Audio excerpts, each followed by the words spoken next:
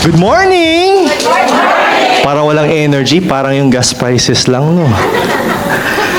Alam ko marami dito sa atin na mga part-time agent. Marami ba? No, parang malulungkot. Marami ang full-time parents. Tama? Yes! Full-time employees. Eto, sure ako mas marami. Sisigaw kayo. Marami dito ang part-time sa tulog. I'd like to begin my talk by sharing to you a very brief story. This is the story of the lion and the mouse. So, one day, yung leon, natutulog siya sa gitna ng kagubatan.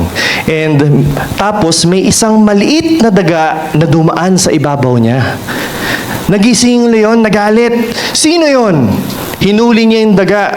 Tapos sabi niya, anong ginagawa mo? Nagising mo ako. Eh yung daga, nanginginig, takot na takot siya. Huwag niyo po akong kakainin. Baka makatulong ako sa inyo balang araw. Tumawa yung leon. Isang maliit na hayop na tulad mo, tutulungan ako? Pero pinakawalan pa rin niya. So, makalipas ang mga ilang araw, yung leon, naglalakad siya sa gubat. Naglalakad. Biglang, puk! Nahuli siya ng lambat na mga aso. Alam niyo yung mga aso, yung mga hunters, di ba? Nahuli siya. Hindi siya makawala. Nagpumiglas siya, umungol siya. Talagang sinubukan niya kasi malakas nga ang leon, di ba? Napakalaking hayop. Eh ngayon, nagulat siya, may naririnig siya, gumangat-ngat. Yun pala, yung daga, nandoon, tinutulungan siya. Ngayon, nagulat siya until nakawala na siya. Napatingin siya sa daga, na-realize niya na gaano kaliit ang isang bagay, nakakatulong din. Alam niyo po, minsan, ganoon din tayo sa buhay natin. Tama? Di ba? Yung mga maliliit na bagay, minamaliit natin. Tama ba ako? Yung mga small things, kinakalimutan natin. Pero yun pala, small things matter in our life. So today, I'll be sharing to you 4 small things that you can do every day, para umusad ang buhay natin. Gusto niyo ba yun? Gusto niyo ba yun? So let's begin. Okay, ano ba naman to? So, ang number 1 natin is take baby steps daily. Pwede mo kasabi sa tabi mo? Take baby steps daily. Alam niyo po, most of us, ang hilig maghintay. Sabihin mo sa katabi mo, maghintay. Hindi maghintay ng jowa. Saan ba yun? Ayun. Ha? Hindi maghintay ng paniningil ng utang. Most of us like to wait. We wait for the perfect timing. Tama? We wait for the perfect plan. Kaya nga kayo nandito, di ba? Naghahanap kayo ng right answer. We wait for the perfect confidence. Pero yung totoo, hindi darating yun.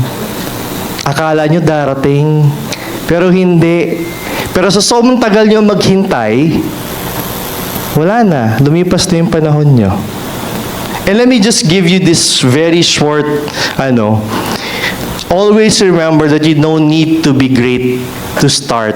You just need to start. And sino dito yung mga starting pa lang, pataas yung kamay? Starting, nagsisimula, wag na mahiya. Always remember, you just need to Hindi ka kasama, Ariel. You just need to start. Sino naman dito, alam ko hindi magtataas, struggling, nahihirapan sa buhay? Oy, may honest, thank you. Alam nyo, tapikin yung sarili nyo. Okay, sabihin nyo sa sarili nyo, hindi ako hindi magaling. Kulang lang ako sa consistency. Aray ko po. Joke lang. Lastly, ito yung favorite ko kasi kasali ako dito sa last one Sino yung dito feeling nila successful na sila sa real estate career nila? Taas yung kamay ng konti. Wala, mahiyain. Mga humble kayo, mga fake humility ba yan? De joke lang. Pero if you're part of those, kayo yung pinaka nakakatakot. Tanungin niyo ako bakit? Because kayo yung pinaka pwedeng matrap. Tanungin niyo ako, bakit broker? Kasi success can blind you. Sometimes, you have that tendency to forget to do the small things na nagdala sa inyo doon. So let me just share you a quick story. Ito po yung YouTube, let me just share to you something. Pwede bang pa-play po yung next Hey video? everyone, this is Arman Cruz from Live in the South PH. I'm your trusted real estate sales professional, and today I'm going to show you a property here in San Pedro, Laguna. Now this is South View Homes Calindora, and it's currently in its letter and fit intent stage. So all of the things that you see here is just for announcement purposes. So today I'm going to show you two properties. We have 2-bedroom single attached unit and 3-bedroom single attached unit. Okay. These are 2-bedroom. Alam niyo kung anong video yun? attached unit. That was the very first video na na-post ko sa YouTube. Sino nanonood ng YouTube videos ko? Taas kamay. You know how beautiful my videos are right now. They're like, sabi ni Broker Anjo, it's pre-sale of level. Hindi naman natin sila kalaban, pero tatalunin natin sila. Pero, that was the video that I did before. Hindi polished, hindi perfect, hindi naging viral yan. Actually, never pa ako nakabenta sa project na to. So, totoo lang. And I've posted siguro mga 4, 5 videos already, pero wala akong benta. Pero alam nyo ginawa ko? Tanongin nyo kung ano? Ginawa ko lang. Araw-araw, in-improve ko lang, iniba ko lang, in-adjust ko lang, every single day. And I did progress. And yung step-by-step na yon, natulungan ako manalo. Sabihin nyo, small starts win. And let me just share to you bakit kailangan nyo ako pakinggan. So this is my credentials actually. So I've been in the real estate industry for about 9 years already. And huwag nyo pong pipicturan to kasi baka maraming mangutang sa akin. I've already sold over half a billion pesos in personal sales. And then, kaya po, sige Harry, kaya po ko inawardan as Hall of Famer because I've been a top seller for 4 years straight already. I'm not telling this to brag, pero I'm just telling this because I didn't start this big. If you saw me when my wife saw me before, gusgusin ako, mas payat pa ako nung dati, hindi ako gwapo, ano lang, good looking. Pero, I really was not that successful nung time na yon. Pero you know what I did? I just did it slowly and continuously, tuloy-tuloy. And you know what? One thing na natutunan ko, itong ginagawa ko pala was ingrained in a Bible verse. It's Zechariah chapter 4 verse 10 which says, "Do not despise the small things, for the Lord rejoices to see the work that you begin." And you know what? Taking the baby steps daily, minsan kasi minamaliit natin yung ginagawa natin, di ba? We forget na ito pala yung importante. Alam niyo ba, yung simpleng pag-prepare nyo ng damit nyo is sobrang importante to bring you the whole day. Yung simpleng pag-attend nyo dito, alam ko guys, sino nag-challenge ngayon because of the gas prices? Ang taas ng gas, di ba? Yes. Tama? Yes. Magkano ang tangke ng LPG ngayon? From 1,000 pesos all the way to 1,400, 1,500, tama? 1,800. Ang sakit, di ba? Pero tapikin niyo yung katabi mo, sabi mo, maraming salamat. Maraming salamat for taking that baby step today and trying to conquer your fear. To be honest, I've been fearful for the past few weeks kasi nakakatakot. I have children. Diba? I have 3 children at home. I have a yaya that's big and I have to feed her. Huwag sabihin kay Ate Jessa, kawawa naman. Pero it's very challenging. Pero I'd like to thank you for being here. Bakit? Tignan yung likod. Tignan yan sa likod. Last month, puno tayo hanggang dulo. Pero you chose to be here. And thank you. Okay? So the question is, paano mo siya gagawin daily? What do you will do? How do I improve while doing the small things? That brings me to point number 2. Refine as you go. Alam niyo po, ito po yung itsura ko. Ako? Ito yung itsura ko 2 years ago, 3 years ago. May difference ba? Grabe, no? Man. May bayad. May OnlyFans ako eh. Hindi, joke lang. Pero this was me 2 years ago. Maniwala kayo? This is actually a real photo. You know what? Nahirapan pa yung wife kong hanapin yung photo kasi nahihiya ako magpa-picture because you know why? My self-esteem was at my lowest point during that time. Nahihirapan ako. Even though humaharap ako sa camera, nahihiya ako talaga. Pero you know what I did? Ako kasi naniniwala ako ng hindi ako gagawa ng drastic measures. Kitang-kita ba? Sorry, baka hindi ka maniwala eh. Gusto yung bang so, ako, naniniwala ako na again, like what I did in my YouTube channel, hindi mo kailangan mag-start perfectly. So, ang ginawa ko, I did it slowly. I did it gradually. Alam niyo, hindi ako naniniwala sa mga crash diet. Diba? Naniwala ako, may crush ako sa asawa ko. Siyempre, para makabili tayo ng iPhone 17e. So, naniniwala ako dun sa small things that I can do daily. Actually, ang ginawa ko lang, nag-adjust lang ako habang ginagawa ko siya. You know what? Ang in-adjust ko, number 1, kung ano yung pinapanood ko. Sino mahilig dito manood kay Ninong Rai? Okay, Chef JP Anglo. Chef RV. Ayan, parang di kaya, anong pinapanood nyo? Ha? Si Malupiton. Ay, naku, mamaya pag-uusapan natin niya. Aray ko po. Alam niyo ba, gabi-gabi, ang hilig kong manood ng mga cooking show. Kaya bumalik kayo dun sa previous slide. Look at the previous slide. Sige, balik kayo dun sa kung anong size ko. During this time, every single night, I was watching cooking shows, food crawls. I was watching mukbangs. Ito yung naging resulta. Small things matter. Ang ganda nga eh, buti nga may wife ako, sinabihan niya, alam mo daddy, kaya ka mataba? Kasi pinanonood ka ng food crawl every night. Nanonood ka ng mga luto ni Chef JP. Tuloy, akala ko, kasi meron kami sa bahay, yung cabinet ng mga chichirya.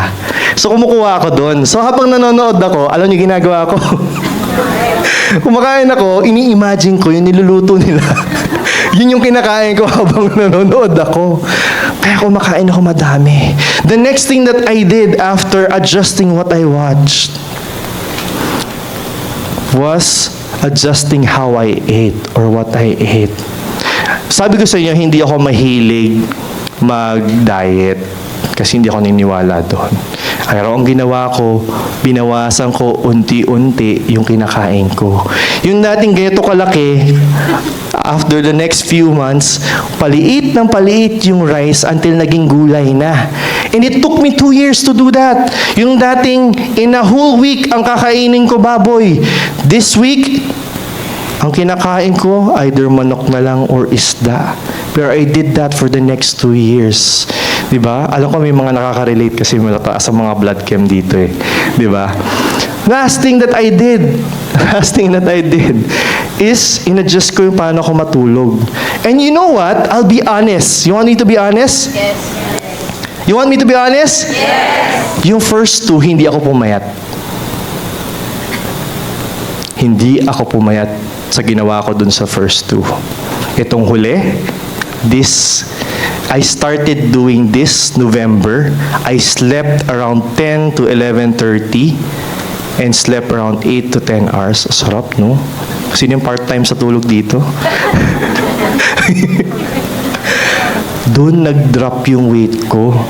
Grabe. Ang point ko lang, hindi naman sabihin, in-adjust mo lang ngayon, mangyayari siya. In-adjust mo sa susunod, mangyayari siya. Ang point ko is, keep on adjusting and adjusting what you do. So that you can achieve the success. Small adjustments daily will truly help you. Okay? Ang nangyari is, dahil hinahanap ko siya, gawa lang ako ng gawa. And until I found it, and you know what? Kung hindi pa ako pumayat dun sa pagtulog ko na mas maaga, meron pa akong gagawin na iba. Eh, syempre, nag-gym na ako. Ito naman. Nag-gym ako. Marami pa akong ibang options na gagawin. I will not stop because I'm relentless. Okay? So, bakit ako bumalik? Okay? So, ganun din sa negosyo natin. Alam niyo ba, yung isang additional post per day, yung isang additional follow-up per day, isang additional tripping, or isang librong babasahin nyo every 2 months, ang laki ng epekto niyan. Na-imagine nyo ba? Hindi nga, na-imagine nyo ba? Seryoso kayo? Na-imagine nyo? Sure kayo? Next slide. Ito yung epekto niyan. Just imagine, 1 additional post per day is 365 days or 365 posts a year. Pero hindi nyo ginagawa. One follow-up per day, 1 message sa client is 365 follow-ups. Paano kapag 5 follow-ups per day? That's more than 1,000 follow-ups. Small adjustments daily. 52 trippings, 1 tripping per week. 52. Imagine niyo na lang, makaka-close kayo dyan? Hindi. Yes. Makaka-close, di ba? Oo, hindi. Yes. Di ba? It's something that minamaliit natin. The small thing. That one number. Kasi akala natin, kahit sa komisyon, di ba? Gusto natin yung malaki. 100,000, 6 digits, di ba? Gusto natin 7 million, 1 million. Mayaman na to eh. yung ano nga lang, yung libro na nga lang na 2 libro sa 2 buwan. 1 libro sa 2 buwan, 6 na libro na yon. Ginawa niyo na ba yun? Subukan niyo? Yun, siya. Yes. Yung iba.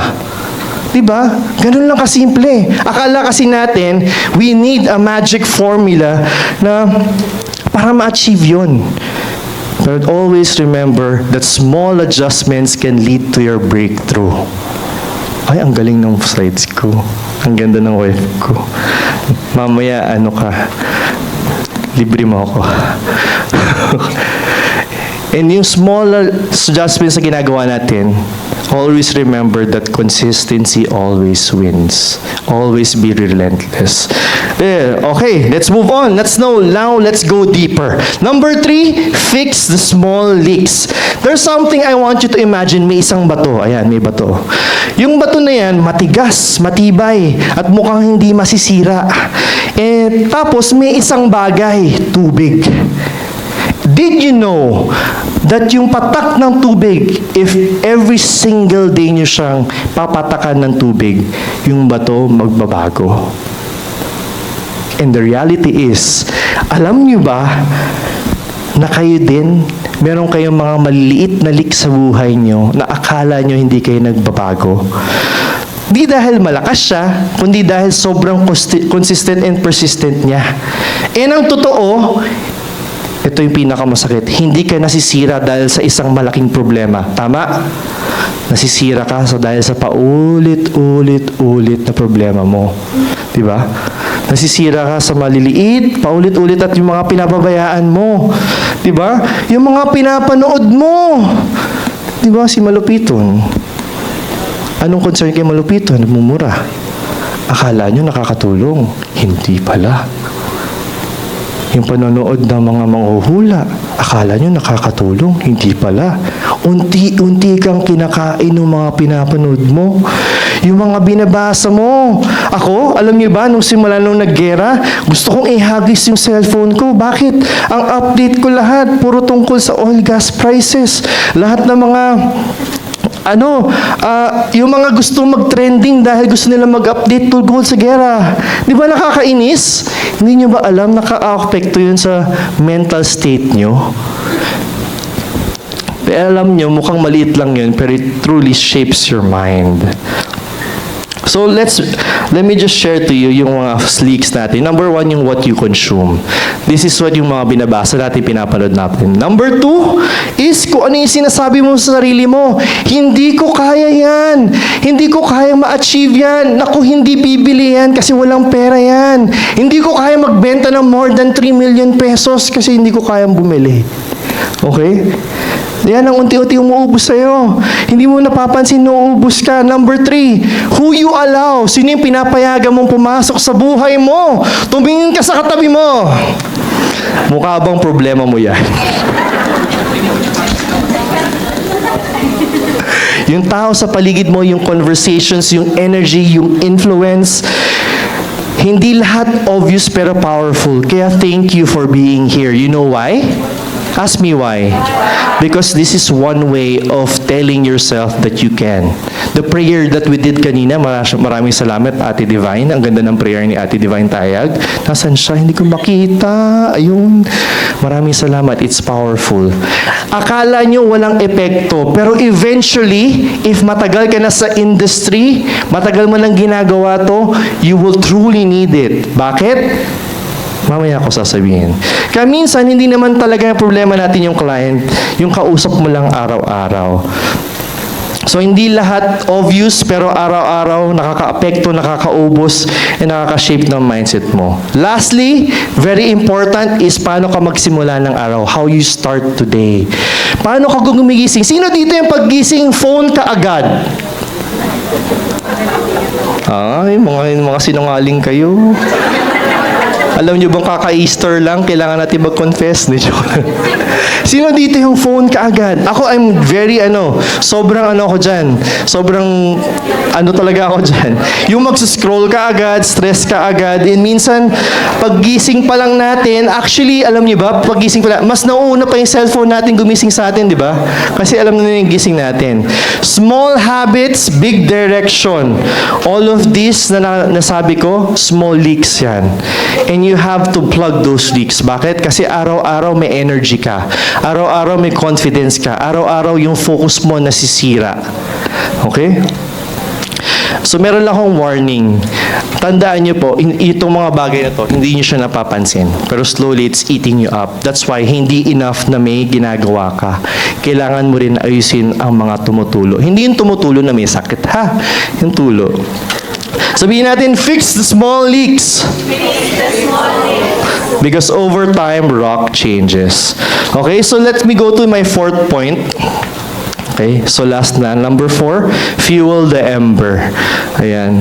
So now here's the last one. Actually, because here's the truth. Even magsimula tayo, even if we fix our leaks, or even if we refine everything, walang kwenta yon. There will be still days na pagod ka.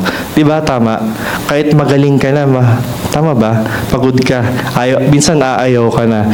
And then, na parang wala kang progress and nararamdaman mo yun. And let me just share to you a story. This is actually the story of J.K. Rowling. Alam niyo ba, si J.K. Rowling, sobra siya nag-struggle before she started. Sino nakakilala kay J.K. Rowling? Naku po, pag may Gen Z dito, patay tayo dito. Harry Potter, di ba? So, did you know that Harry Potter is a multi-billion book business? Di ba? And did you know na itong si J.K. Rowling is a struggling single mom? Meron siyang baby while she was doing itong Harry Potter. And hindi lang yon, nabubuhay siya sa mga bigay ng gobyerno. Ulitin ko po, sa ibang bansa kasi meron tayong tinatawag na government support. Sabihin niyo government support. Nabubuhay siya sa bigay ng gobyerno. So, sabihin wala siyang kinikita. And hindi lang yon. Even though she was a good writer, multiple publishers rejected her. Guess how many times?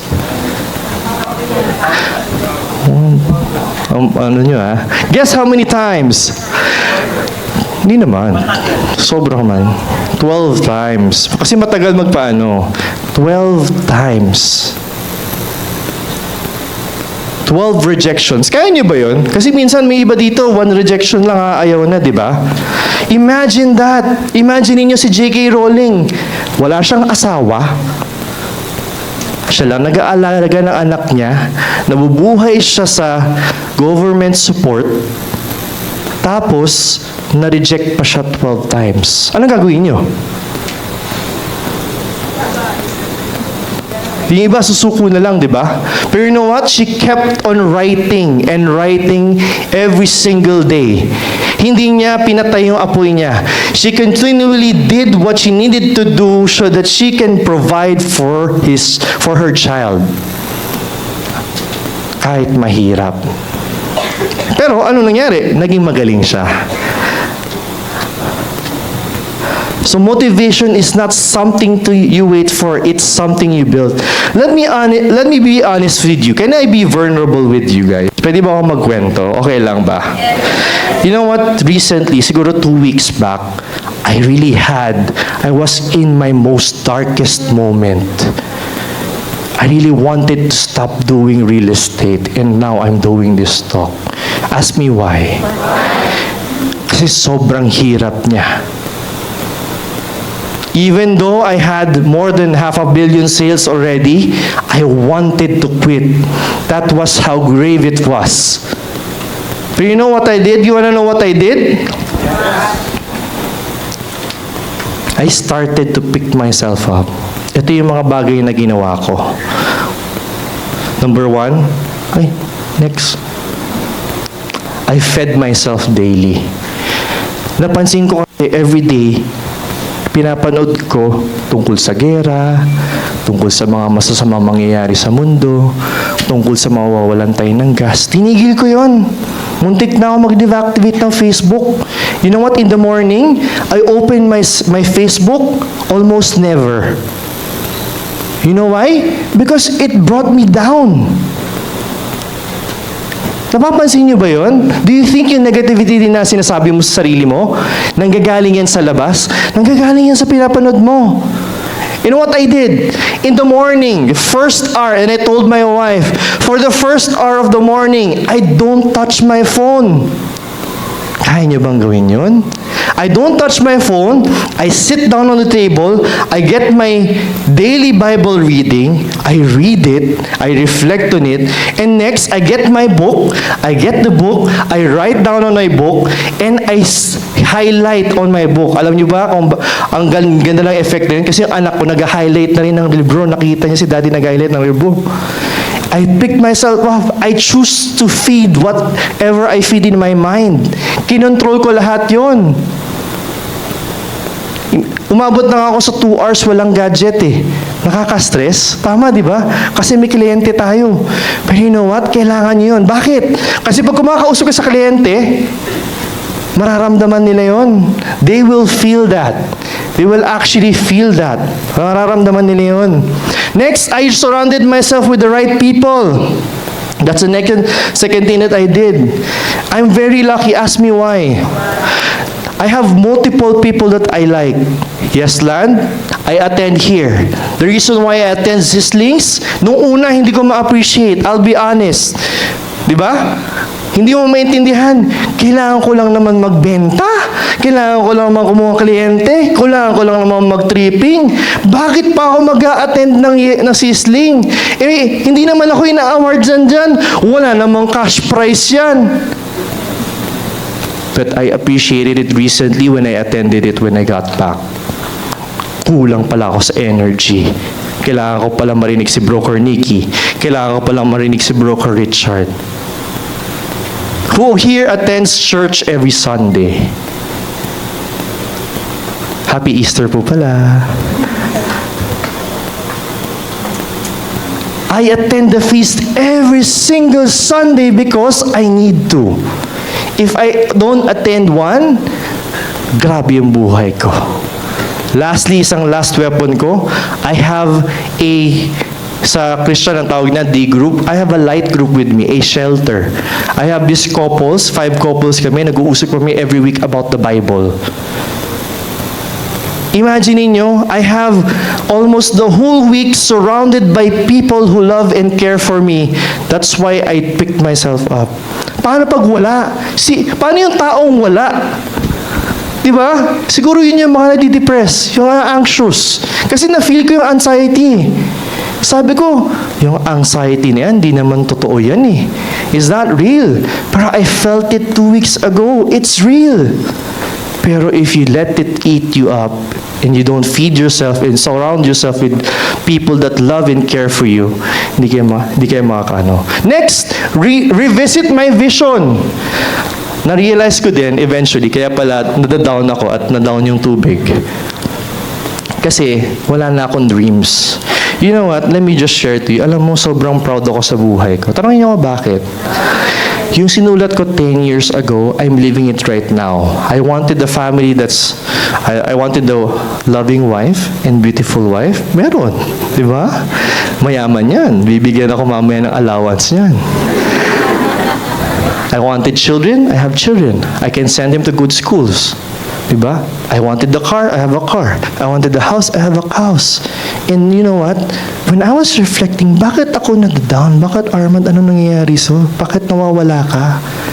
Na-realize ko, wala na pala akong pangarap. Imagine niyo, you know me, diba? I have a lot of dreams. Pero yung pangarap ko, naabot ko na. Na-realize ko, ang liit pala. So ngayon, I did my own, I did goal setting, nagawa ko ng bagong vision board, and my wife sees that every day may vision board dun sa bahay natin. Gusto kong bumili ng ng EV, di ba? Yung mga EV, electric vehicle, kasi nga mahal yung gas. Gusto ko ng savings, gusto kong mag-travel. Binuhay ko ulit yung mga pangarap ko. Why am I telling you this? Because even though I'm already there, and yung iba dito gusto ko nasan ako, I'm still struggling. I'm bringing it down. I'm being honest. And yung mga leaders dito, hindi nila masasabi yon.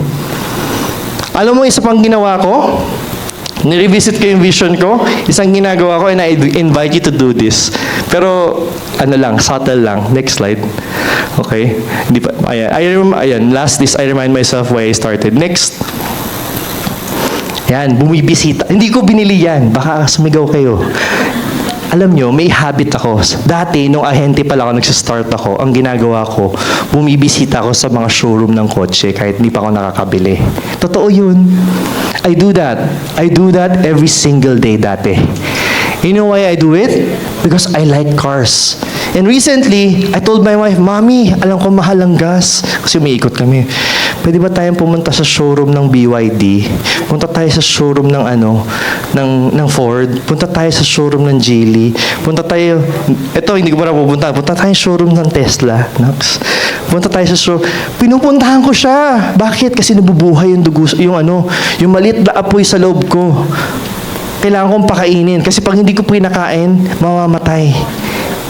Kailangan mong puntahan. Kailangan mong gawin. Mahilig rin ako pumunta sa mga magagandang bahay. I like to go to beautiful homes. Why? Because I try to imagine living there. Sino dito yung mga mahilig mag-tripping pero kahit di mabenta, okay lang? Kasi may natitraho ha. Teka lang. Ikaw. I like to do that. Bakit? Kasi ang gaganda ng bahay, akala ko ako na yung mga sa akin na yun. Pero hindi. So I look at things that inspire me because it fuels my vision. Because kapag hindi nyo pinakain yung apoy sa loob nyo, it will cool down slowly. Hindi biglaan, quietly, and unti-unti, magugulat ka, tumigil ka na. And that was what was happening to me recently. Sobrang hirap nun. It was really challenging. Okay pa po ba kayo? Naku pa, baka nabobore kayo. Alis na lang ako. So today, don't just start. Don't just adjust your leaks. Don't just adjust the things that you do. I invite you to keep your fire alive. And this is one of the things that you do. Attend the trainings, attend everything that you need to attend to. But be very careful kung kanino kayo nakikinig. I always say that. So even though maliit yung apoy sa loob nyo ngayon, just keep on blowing air dun sa fire natin yun. Because one day, that small fire will become a strong fire. Tulad ng mga top sellers natin na nandito. Okay? So before I end, I would like to share to you a photo na nandito. Nag-skip yata ako. Ayan. So ito, binili ko to recently. Hindi, joke lang. Ayan. So, meron kasing story sa Bible. It's called, it's the Walls of Jericho. Sino nakakaalam nun? Joshua 6, Walls of Jericho. So, ito kasing itong si Walls of Jericho, it's a very important story. Ask me why. Because this was the story after Moses, di ba merong parting of the Red Seas. So, after ito yung next promise ni Lord sa kanila, na dadalhin sila sa promised land. Pero you know why? Kasi meron kasing tatlong promises si Lord sa mga anak ni Abraham. Number 1, your people will rule the world. Number 2, you will be given land, milk and honey, and you will give birth to the biggest blessing to the world. So isa pa lang yung natutupad niya kasi yung people niya dumami na. Yung number 2 hindi pa natutupad. And you know what? After Moses died, alam na ng mga Israelites na meron ng promised land. Pero hindi sila makapasok. Tanongin niyo ako bakit? Kasi may mga taong nandun, natatakot sila. Hindi lang yon. You know what? Kasi sa Old Testament, si God nakakausap ng mga tao nun. So sinasabi sa kanila ni Lord, or well, meron kasang messenger, si Joshua, sinasabi sa kanya directly, this is my promised land to you. Go ahead and go there. Natatakot sila kasi yung mga taong nandun malalaki. So dahil hindi sila pumasok sa promised land, at hindi nila tinuloy, pinarusahan sila. Pinaikot-ikot sila sa desyerto for 40 years. Sabihin ko po, 40 years. Paikot-ikot sila nasa desyerto. Tama ba ako, Bro Ariel? Tama, di ba? 40 years.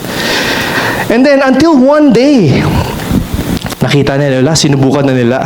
Nagkaroon na sila ng tiwala kay Lord. This is actually very important. They gained the trust. They had trust with the Lord. Bakit? Bakit ka nga ba matatakot? Kasi yung mga pader niya, nakakatakot. Imposible tignan. Diba? Imposible siya akitin. Imposible siya gibain. Sobrang nakakatakot. And you know what? God sent a message to Joshua. And this was the message. Wala. And this was the message na hindi kayo susukod, hindi kayo lalaban, ang gagawin nyo lang, you will march around the city walls for the next 6 days quietly. And on the 7th day, the walls will fall down. If kayo ba yung nasa sitwasyon ni Joshua and Israelites, maniniwala kayo sa sinabi ni Lord. Siyempre, tanggalin natin na si Lord siya, no? Maniniwala kayo. Maniniwala ba kayo na babagsak yung mga pader na ganito katataas o na umikot ko lang 6 days straight tapos on the 7th day sisigaw kayo? Hindi, di ba? Pero you know what? God is the God of impossible. On the 7th day, ginawa nila yung sinabi ni God. On the 7th day, they shouted and blew their horns and all the walls fell down.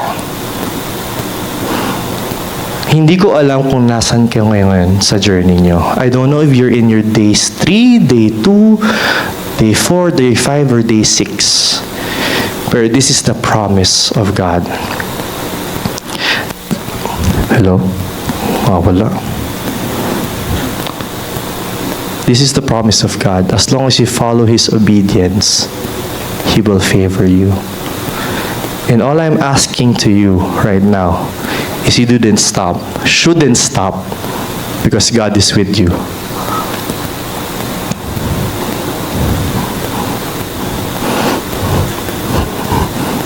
I ask you to just keep on walking. Hindi kailangan tumakbo kasi ang sinabi ni Lord nung di ba umikot sa walls? You just need to keep on walking. Just keep on doing. You know why? Ask me why. Because as long as you keep on walking, even though paulit-ulit siya, kakasawa siya, kahit hindi siya kita. Kasi alam ko yung mga ginagawa natin hindi nakakakita. Hindi alam ng tao kung gaano kahirap yung pinaghihirapan natin ngayon. Pero all I'm asking you is, as long as you keep on walking, your breakthrough will come. It may not come by doing big things, but it may come by doing the small things. And that's the end of my talk.